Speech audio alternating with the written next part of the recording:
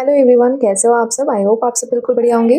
Guys, हमेशा की तरह आज मैं फिर एक बहुत ही इंटरेस्टिंग स्टोरी लेकर आई हूँ जिसका टाइटल है the smell of bread and the sound of money. आज मैं आपको इस स्टोरी को अच्छे से नरेट करके बताऊंगी, एक एक वर्ड का मतलब समझाऊंगी और साथ ही साथ हम इसके ग्रामेटिकल स्ट्रक्चर भी समझते चलेंगे। तो चलो शुरू करते हैं। There was once a stingy baker but he baked delicious bread.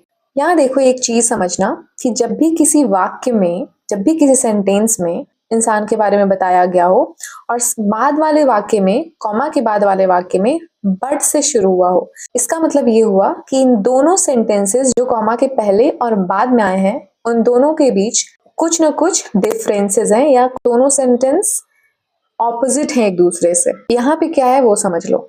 There was once a stingy baker। एक स्टिंगी मतलब होता है कंजूस, और बेकर कहते हैं उस इंसान को जो ब्रेड को बेचने या ब्रेड को बनाने का काम करता है। यहाँ पर एक कंजूस पाव रोटी बनाने वाले की बात हो रही है। इस तरह से समझो कि एक पाव रोटी बनाने वाला था जो कंजूस था, लेकिन वह बहुत स्वादिष्ट ब्रेड बनाता था। ठीक, कि वो कंजूस तो था लेकिन जो ब्रेड बनाता था वो बड़ा स्वादिष्ट होता था। There was a poor man. वहीं एक गरीब व्यक्ति था। जहां पर वह बेकर पाव रोटी बनाकर बेचता था, वहीं एक गरीब आदमी भी रहता था। He wished to enjoy sweet smelling bread, but he did not have any money.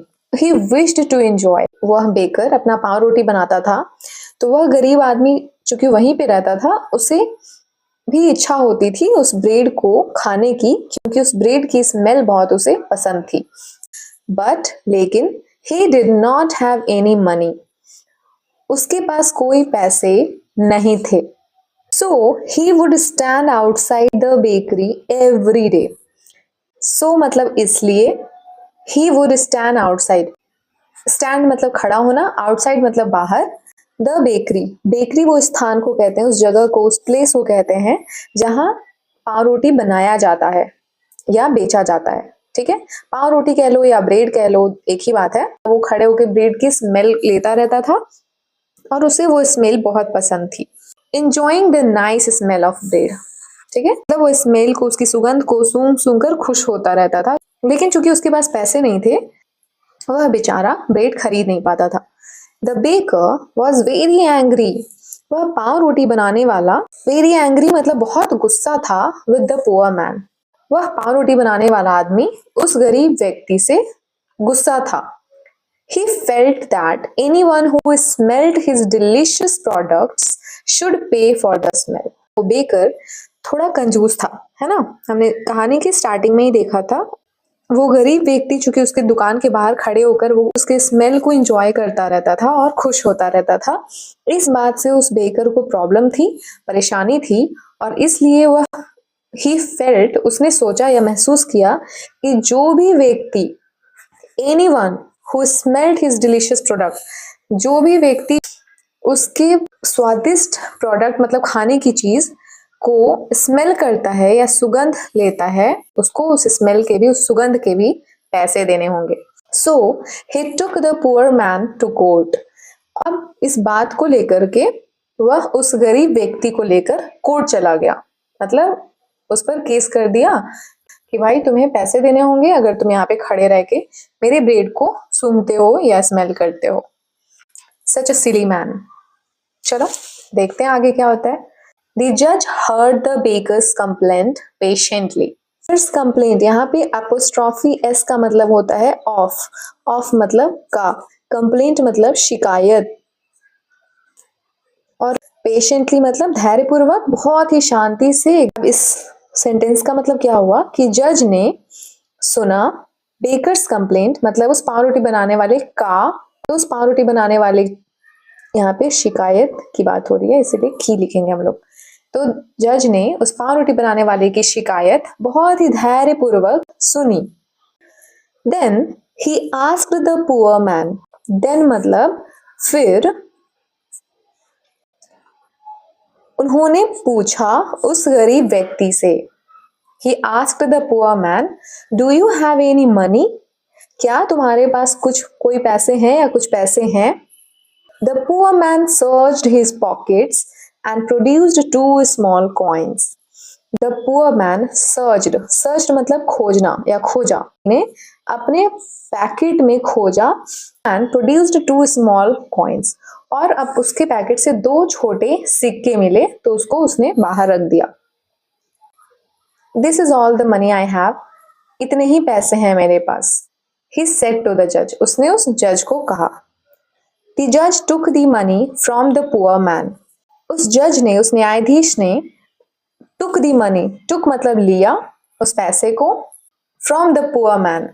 From मतलब से, तो इस सेंटेंस का मतलब है कि जज ने उस गरीब व्यक्ति से पैसे लिए। The baker was delighted. Delighted मतलब होता है बहुत ज्यादा खुश हो जाना। यह देखकर बहुत खुश हो गया कि चलो कुछ तो पैसे मिले। He smiled, उसने मुस्कुराया, and eagerly, और बहुत ही जल्दबाजी में, held out his hand to take the money from the judge. Held out his hand मतलब उसने अपने हाथ को आगे बढ़ा दिया बहुत ही जल्दबाजी में, eagerly, to take the money, उस पैसे को लेने के लिए। take मतलब लेना, the money मतलब पैसे, तो उस पैसे को लेने के लिए from the judge, उस जज से पैसे लेने के लिए उसने अपने हाथ बहुत ही जल्दबाजी में आगे बढ़ा दिया। बेकर बहुत ही खुशी खुशी अपना हाथ आगे बढ़ाता है कि भाई ये पैसे मेरे हैं, अब मुझे आप दे दो। But the judge did not give money to the baker.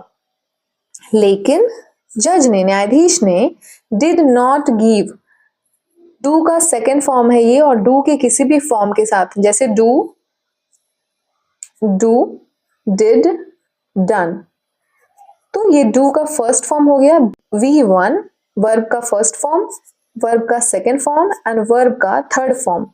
तो सेकेंड एंड थर्ड फॉर्म हम तभी यूज करते हैं जब बात पास्ट की हो रही हो, पहले की बात हो रही हो, आज से पहले की। तो ये सब कहानी जो है वो तो पुरानी बात है ना, पास्ट की बात हो रही है। तो एक चीज ध्यान रखना कि डू जब भी पास्ट की बात होगी तो डिड का यूज करेंगे यहाँ पर। डू के किसी भी फॉर्म के साथ, इन तीनों में किसी भी फॉर्म, वर्ब का फर्स्ट फॉर्म ही आएगा, ठीक, चाहे वो पुरानी बात हो। तो इसका मतलब ये नहीं है कि गिव का गेव कर देंगे, यहाँ पे हमने ऑलरेडी वर्ब का सेकंड फॉर्म लिया है, तो इसलिए ये दूसरा आने वाला वर्ब होगा वो हमेशा फर्स्ट फॉर्म में ही आएगा। तो उस जज ने उसे पैसे नहीं दिए, गिव मतलब देना, मनी मतलब पैसे, टू द बेकर मतलब उस जज ने उस बेकर को पैसे नहीं दिए। He only jingled the coins together. Jingle मतलब होता है खनखनाना या बजाना, ठीक है, साउंड प्रोड्यूस करना सिक्कों से, जैसे हाथ में लेके आप उसे बजाते हो ना। He only मतलब सिर्फ, he only jingled the coins together मतलब साथ में। तो उन्होंने क्या किया, उस जज ने क्या किया कि उन सिक्कों को हाथ में लेकर सिर्फ बजाना शुरू किया या बजाया। He then returned them to the poor man. उसके बाद उन्होंने फिर returned मतलब वापस किया, वापस कर दिया। them मतलब them यहाँ पर coins के रेफरेंस में यूज हो रहा है कि उन्हें वापस किया, किसे, सिक्कों को, to the poor man उस गरीब व्यक्ति को उन्होंने सिक्के वापस कर दिए। Saying यह कहते हुए कि punishment should fit the crime. Punishment मतलब सजा, शुड मतलब चाहिए, फिट द क्राइम सेंटेंस का मतलब ये हुआ जैसा क्राइम होगा उसी के अकॉर्डिंग सजा मिलनी चाहिए, ठीक है। ओवरऑल इसका मतलब यही है। The price for the smell of the bread should be the sound of the money, मतलब अगर आप ब्रेड दोगे तो आपको पैसे मिलेंगे, लेकिन अगर आपने ब्रेड का सिर्फ स्मेल दिया तो आपको भी पैसे के बदले सिर्फ उसकी आवाज सुनने को मिलेगा। इस पुअर व्यक्ति ने क्या किया था, आपके ब्रेड का सिर्फ स्मेल लिया, तो उसके बदले वो अपने पैसे नहीं देगा बल्कि पैसों की आवाज सुनाई देगी, ठीक है। तो पनिशमेंट वैसा ही होना चाहिए जैसा कि क्राइम हो, और उस गरीब व्यक्ति ने कोई क्राइम तो किया नहीं था, वो बस बेचारा स्मेल ले रहा था, तो उससे पैसे क्यों देने होंगे भाई, इसके बदले आप पैसों की आवाज सुन लो। So what a great decision, isn't it. चलो, सो आई होप कि आपको ये स्टोरी बहुत अच्छी लगी होगी। मुझे तो बड़ी अच्छी लगी और आपने बहुत नए-नए वर्ड सीखे होंगे जैसे जिंगल, पनिशमेंट, बेकरी। तो जो भी आपको नए वर्ड सीखने को मिले हैं, आप मुझे कमेंट सेक्शन में कमेंट करके बता सकते हो और साथ ही साथ मेरे चैनल को सब्सक्राइब कर लेना गाइस। आपकी सपोर्ट की बहुत ज़रूरत है मुझे। And thanks for watching. Keep returning to my videos, keep watching my videos, and of course keep learning. Thank you.